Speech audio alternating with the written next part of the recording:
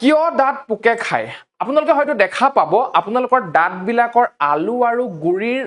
যিটো জইণ্ট আছে সেই জইণ্টটোৰ ওচৰত আপোনালোকৰ হালধীয়া এটা আৱৰণ আহে কেতিয়াবা যদি আপোনালোকে কিবা কাৰণত 1-2 দিন ব্ৰাছ কৰা নাই বা ব্ৰাছ কৰিছে যদিও আপুনি 20-30 সেকেন্ড ব্ৰাছ কৰি হৈ গৈছে খুব ভালকে আপোনালোকে মুখমণ্ডলৰ ভিতৰৰ অংশৰ আপোনালোকে ধ্যান ৰখা নাই তেতিয়া আপোনালোকৰ কি হ'ব পাৰে দাঁতত প্লেক ফৰ্মেশন বুলি কয় প্লেক ফৰ্মেশন মানে হৈছে এটা আঠাযুক্ত হালধীয়া বৰণৰ আৱৰণ আৰু যদি তেনেকুৱা ধৰণৰ দাঁতত হালধীয়া বৰণৰ আৱৰণ আহে তেতিয়া আপোনালোকৰ এটা সংকেত হয় যে আপোনালোকৰ হয়তো দাঁতৰ খুব কিবা এটা সমস্যা হ'ব পাৰে লাহে লাহে আপোনালোকৰ হয়তো দাঁতত আমাৰ যেটো পোকে খোৱা বুলি কয় বা যেটো আমাৰ ইনফেকশন হয় সেই ইনফেকশনটো হয়তো আপোনালোকৰ লাহে লাহে হ'ব পাৰে খুব এটা ইম্পৰ্টেন্ট কথা হালধীয়া বৰণৰ আৱৰণ যাক আমাৰ প্লেক ফৰ্মেশন বুলি কোৱা হয় চেষ্টা কৰিব আপোনালোকৰ দাঁতত যাতে সেই প্লেক ফৰ্মেশন নহয় বা হ'বলৈ আপোনালোকে নিদিয়ে ঠিক আছে আৰু সেই প্লেক ফৰ্মেশন হলেই কিন্তু আমাৰ এনামেল লাহে লাহে ক্ষয় হয় দাঁতৰ যেটো আমাৰ টান কঠিন অংশ বা কঠিন পাৰ্ট সেইটো কিন্তু লাহে লাহে ক্ষয় হয়